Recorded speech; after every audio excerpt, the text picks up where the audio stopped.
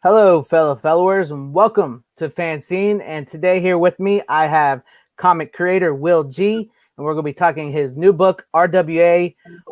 Reactive Weaponized Armor. Welcome, Will. Hey, how's it going? It's good to see you here. Good to be here. Now, this is a where did this idea for this graphic novel come from? R.W.A. I come from a lot of things, like especially me coming up with a lot of different animes. One of the core ideas was from the anime series Guyver. I had an early exposure to that one, and I always just thought it would be a cool idea to like, man, what if Guyver was kind of like crossed with Power Rangers or something like that? And, it had some really like messed up kind of things going on with that, real more mature stuff. Yeah. And so I just kind of like played around with some kind of ideas like that. And then I was like, I had these characters, the first character I came up with was Brooke.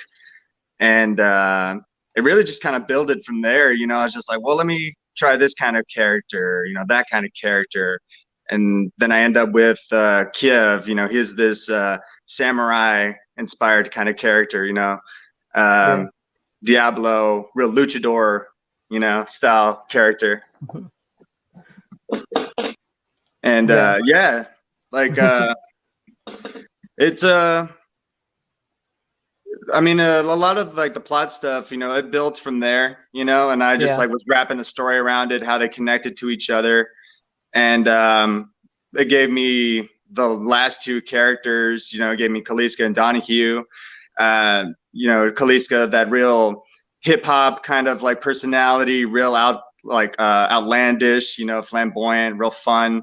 And Donahue, real serious type to kind of counteract that, professional hitman background, and just really kind of stern, no nonsense, but in a humorous kind of way, Yeah.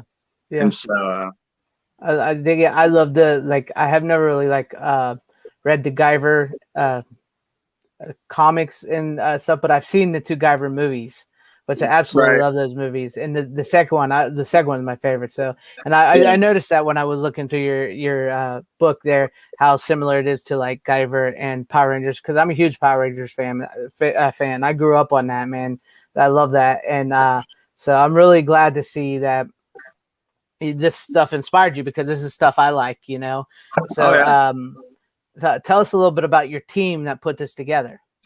Oh, well, I had an artist at first, Don Demonlig, I was put in contact with, and we started messing with the character concepts first. We started getting sketches done for the characters, got those out of the way, and then we jumped into the cover art for issue 1, and got about halfway there. And he had to duck out of the project, but he handed me off to my current artist, who I'm working with now, Frost Yamzon.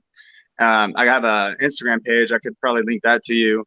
But I got looked up with him, and we just started going at it. Started like throwing him like, well, let's get some sketches for the armor, see what that looks like, see what you got. And we got those out of the way. He did like some solid work with it. And we just kept going from there. Started getting into issue 1, and we managed to get it done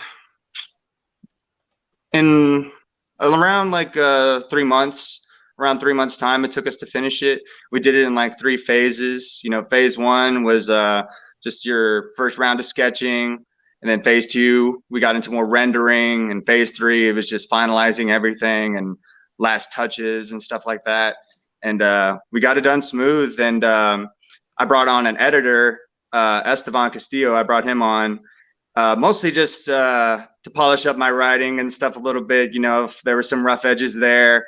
And we cleaned it up really nice. And we managed to, get a pretty solid place, because like even I myself, I know like my writing is not always going to be perfect the first time out. So it always helps to have someone who's a writer as well to check you. Yeah, and and we work well together and stuff, and so it really just came together well, with just us 3. Yeah, and to everybody that's watching, you can purchase the first issue here. I got the link right there. It's in the chat. It's in the description. Check it out. I think you guys will really like it. Sounds amazing. It sounds good. A lot of creativity went into this. You can tell. I love your passion for it. I love, how, maybe you had a setback and then you go, you went push forward and you got into it more. So that's cool. So Oh yeah. tell us a little bit about the storyline of what it's all about. What happens to these characters? What's the main premise here?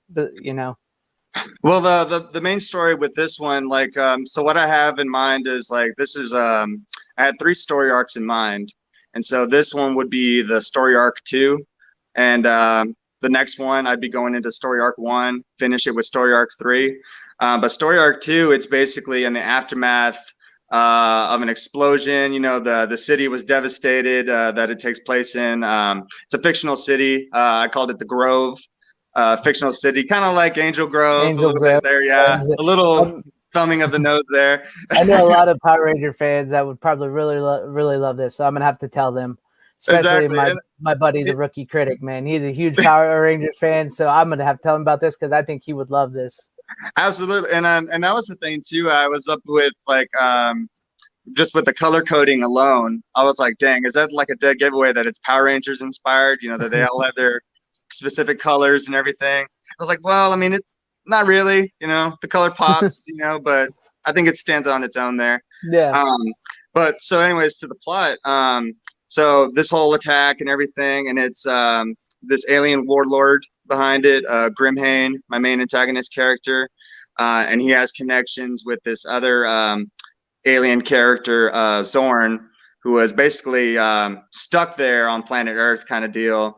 And so he had to like kind of make do, with what he had, but also try to escape, the city at the same time, failing most of the time in doing so. It's really from the idea like, well, dang, what if Zordon, came to Earth and it didn't go well? What if he had a really bad day and he just doesn't like humans anymore? Yeah, that's I like that. I mean, it's something different, something you don't expect. Like, somebody that was maybe once a good guy and he ends up, turning evil on everybody because he's like stuck in the situation and everything just goes wrong for him. So I dig that. I like that storyline there. Yeah, and that's the thing. I like playing with it to where like the maybe evil things he does, it's questionable at best. It's like, well, in a manipulative standpoint, I can see where he would need to do that or this or that, and that's what I like to kind of have, like some more morally kind of gray characters like that. If you can't connect with your villain, then your story is, not going to work out. So yeah, definitely. I like that. I like that ideal. It sounds good. I'm telling you what, it does sound like a really good book. I'm really interested. So how do these kids go about getting these? I don't want to give too much away because I want people to read it, but how do they go about getting their powers and everything? Right. Well, I can give like a basic rundown of like their loadout. It's pretty much what I call it, so to speak. Like with Brooke, her armor, it's mostly around gunslinging, guns, and all that kind of stuff. Mm-hmm. She mostly rocks the dual pistols. They're like energy pistols.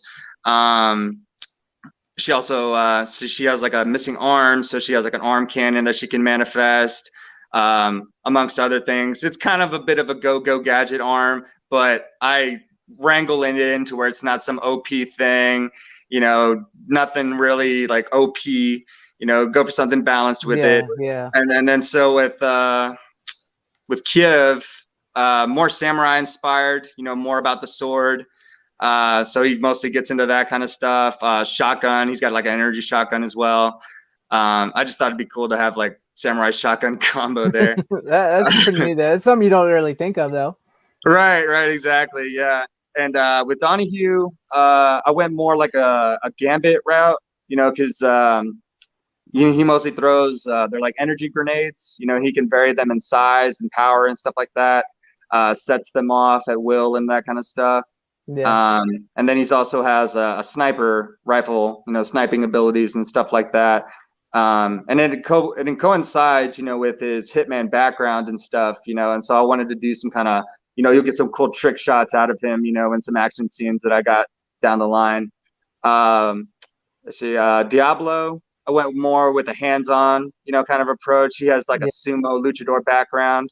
So I really wanted to have fun with that, just doing like some real Honda moves sometimes, you know, like real just physical stuff, just real fun over the top anime moves sometimes. Yeah. Kaliska, she's more the hatchet thrower, you know, real trickster, real fast. I almost had her movements kind of inspired from that character. What's a character in Kingdom Hearts 2 as an Axel, I believe. I like some of her movements inspired by him because he kind of dances, you know, when he's got the hatchet, you know, his weapons in hand and stuff.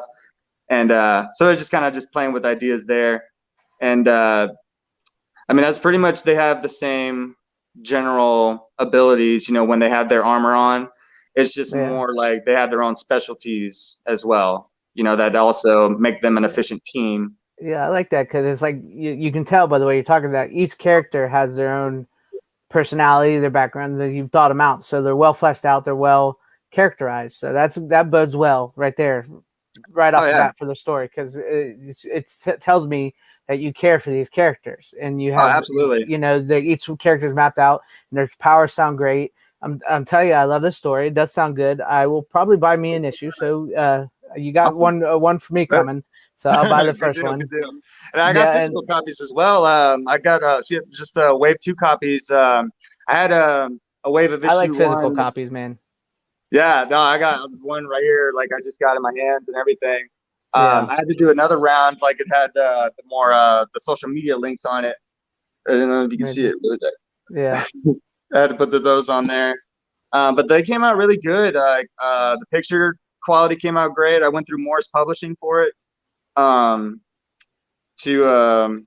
get the copies and everything, and they were really good about it. Like talked through them on the phone, you know, like they pretty much guided me through it. Real easy process, you know. And yeah.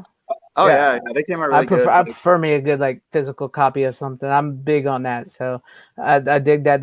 I dig that you're selling it in digital and physical for people like me. So that's cool. Yeah, so I like that.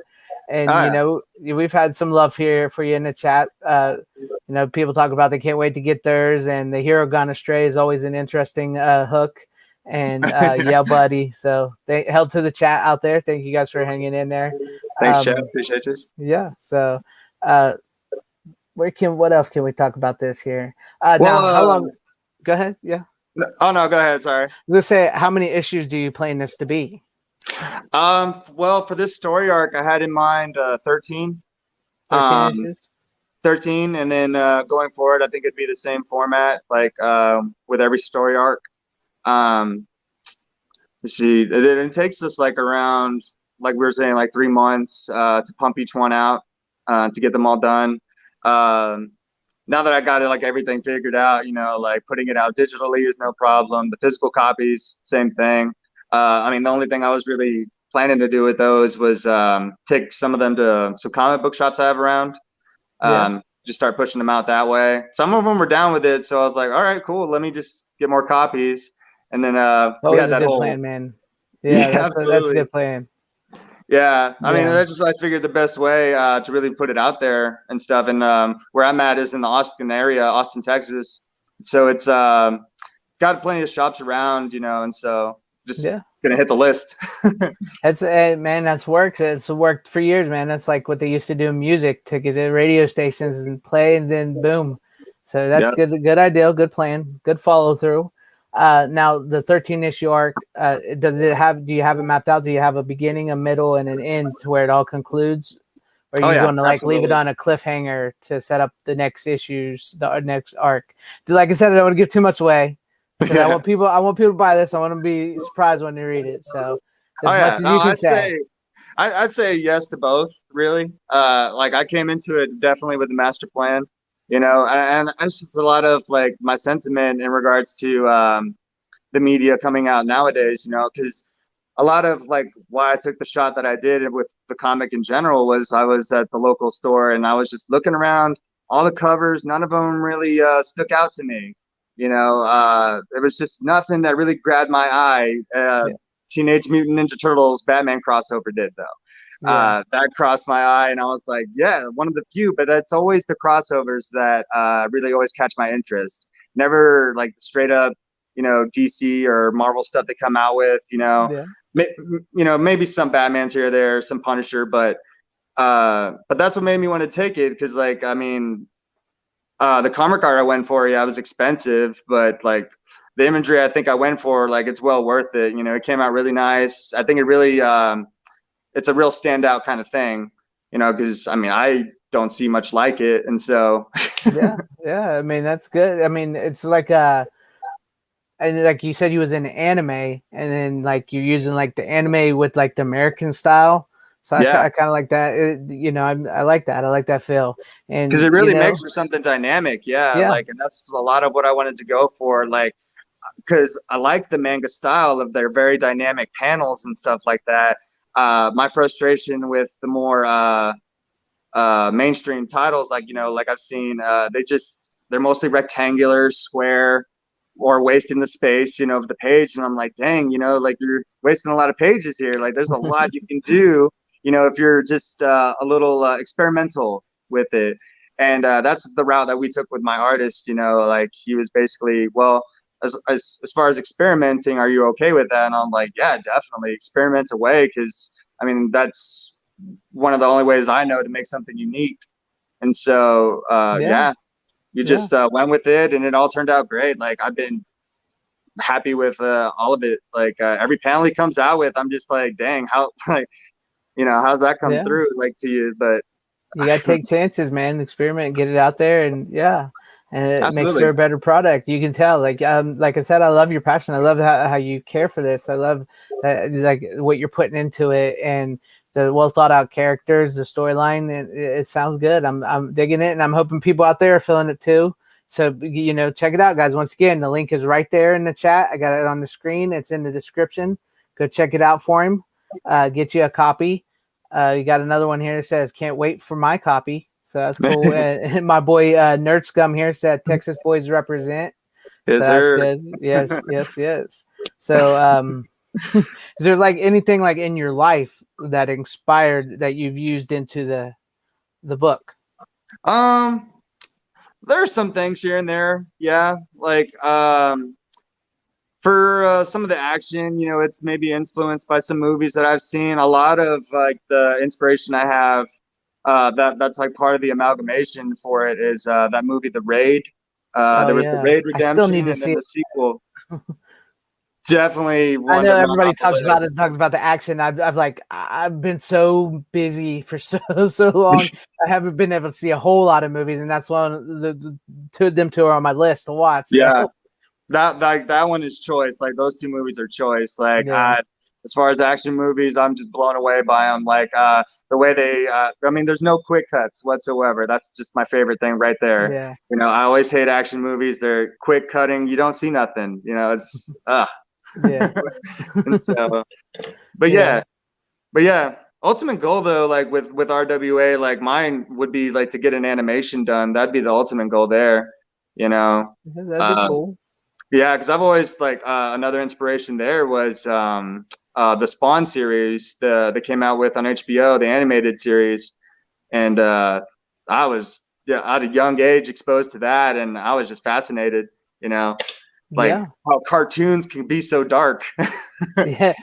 you know. That and I remember that in the Max on MTV, which was like really dark too. So yeah, I Oh get you yeah, there, man. You sometimes you need a little bit of a dark comic book, but you don't want to always go too dark. So like there's heroics contrast, and darkness. Yeah. So yeah. So absolutely.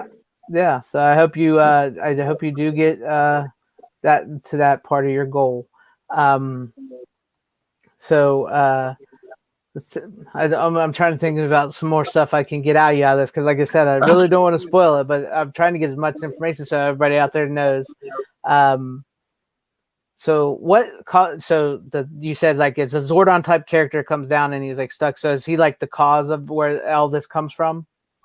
Yeah, like pretty much their arrival causes it. He arrives like with Grimhain, on Earth at first, and it just goes wrong. He gets stuck, and basically they don't have a good time on Earth, and it leads to, I mean, because where they're from, they're not exposed to anything like like the negative aspects of human nature, you know, like from where they're from, it's all peaceful and everything like that. Like they have no inkling of what Earth is like, how bad it can be. And so once it goes off, you know, what happens to them, you know, it's has that ripple effect, you know, on their mindset and everything else. And so that's pretty much the catalyst for not. Did I ask you where they get the powers from? The powers, like with the armors? Yeah, how do they get the armor and all that? Oh yeah, like that. Like I get into it more with the arc 1. Like with story arc 2, like I'm pretty much just jumping right in. Like, you know, they have it and all this kind of stuff. Like and I do drop some nuggets there, you know, like of like how they came into getting it. But I go more into detail with arc 1, you know. Nice. Because that one's more like it gets into the origin of things, and it's just like I didn't want to do the origins first. I figured like jumping into arc 2 would be best. You know, it's right into the action and all this kind of stuff. And you know, I figured it'd be unique. That's cool. That's cool. My buddy here, Pop Culture Minefield. You know Gary Kissel? Gary Kissel? Oh no, I don't artist. think so. No. He's an artist. He works in the graphic novel comic book field too. So I'll tell him about it. He's pretty big up there.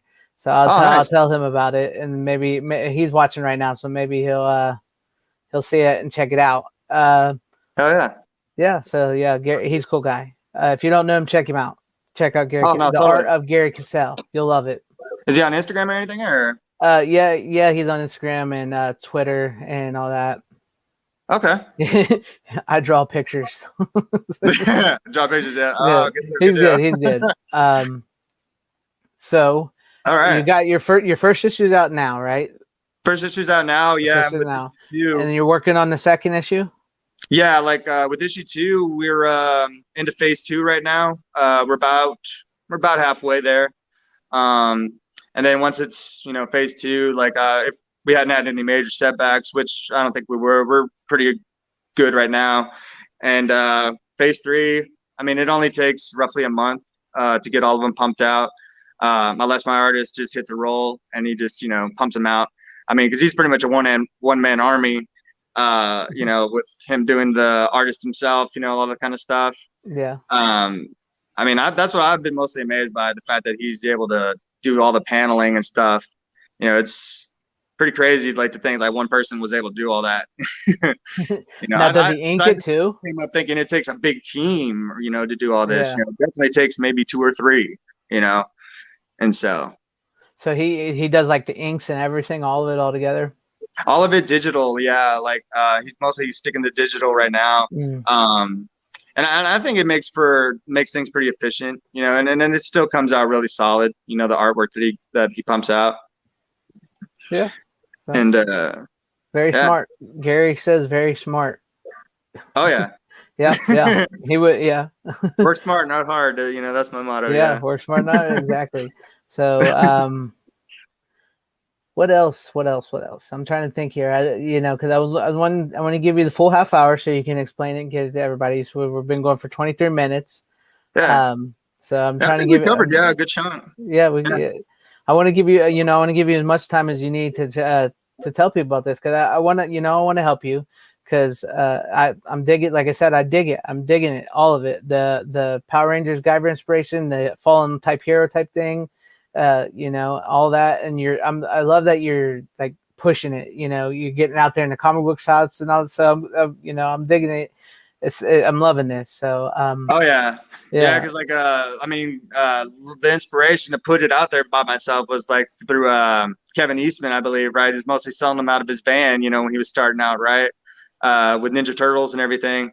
So I was like, I mean, it shows how easily it can be done. It's just you know, putting it all together and stuff, you know. That could be the chore, you know. You know, it's one step at a time with that too, you know. Yeah. So, but like, I'm trying to think here, because I know we covered so much. We went through the story, and I don't want to give too much away and everything. But that's why I myself struggle. Like, because like there's a lot, like I mean, that unfolds. I wouldn't want to, rightly spoil. So I did cherry pick a little bit. but no, I definitely going forward, you know, with the characters and stuff like that, you know, the goal is to definitely flesh them out, you know, with like as minimal time that I would have for this story arc to really get into that, you know, like, but with each one, you know, you get those nuggets, you know, that nice piece of their development and everything. Like they're put through a situation that harkens to certain aspects of their life that they would maybe have to overcome, go through, you know, without getting too like over dramatic, you know, kind of shonen about it, you know, not too much, you know, just keep it really grounded, you know, in humanity, kind of stuff like that. You know, that's like, you know, what I liked about the Spawn animated series. You know, they were able to mix a lot of that. You know, they'd have the humor, the messed up moments, the drama, all that kind of stuff. And so, Yeah, I'm digging that. And Gary's posting out the link to buy, so thank you, Gary. awesome. Yeah, thanks, Gary. Nerd Scum says, does Will have a creator, Instagram, or Twitter we can follow, or is it just the Instagram for the book? Yeah, currently I have one for the book. I'm not really on Twitter. You know, not really on Twitter. Mostly been sticking to Instagram and Facebook, and I think I just mostly been sticking to those two because Twitter just kind of would add a little pile on. It'd be hard for me to keep up with, you know. And then I wouldn't think, you know, too with Twitter, you know, if it's that much issue to get the following with that. So I just kind of, you know, I'll probably consider it though down the line. Yeah. But yeah, so far for the book. Yeah, go ahead. Oh, yeah, no, but I could probably do one for a creator thing down the line. I just have my personal Instagram right now. I put the Instagram for the thing right there in the chat. It's Reactive Weaponized Armor on Instagram, perfect. Right? Right? Yeah. Yep. So there you go. Follow him over there, guys. Check him out. He posts his art and stuff. That's really good. And yeah, you get updates, and you'll get updates about it. Between, yeah. Yeah. Yeah, like the posters come out really good. I try to give him a break, you know, like if we're grinding too much on the panels and stuff like that, you know, like, well, let's maybe try a poster idea that I had in mind. Like I had the one with issue 1, I put it in with issue 1 here. I like to do group renders and stuff like that, you know, so I did one here with this little bar scene. I'll do this so everybody can see it. Just them being like chilling at the bar kind of stuff, like random art like that. That's cool. That's cool. Keep it fun. That's cool. Oh, I don't know if I asked it. How can they get the physical copy? Did I ask you that? Physical copies, mostly doing it by request. Since they're mostly getting shipped out to me right now, I can pretty much mail them out on my own. I can do it that way. Short of that, you know, I've been working to figure some other ways out as far as going on a more massive scale there. But yeah, no, I have copies available on request. Cool. So yeah, if anything, I can take requests like through the Instagram page for the book. I can do that. Yeah.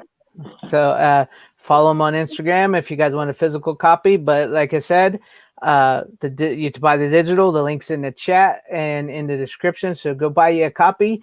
I think you guys will like it. You know, it sounds really good. If you're down with the Guyver and Power Rangers and like Spawn, I'm hearing Spawn influence. So I'm thinking that's a little bit in on it too.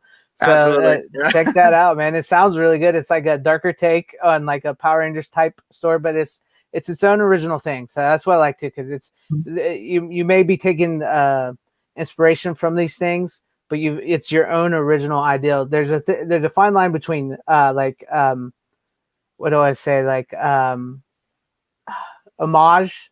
It's a fine line between homage and just like trying to be the same. And it sounds like you're doing a great job of like original creativity with a little bit of an homage, but it's its own story, its own world with great characters that are very fully fleshed out with a story that I can see you're very passionate about. So I like that. I like that a lot.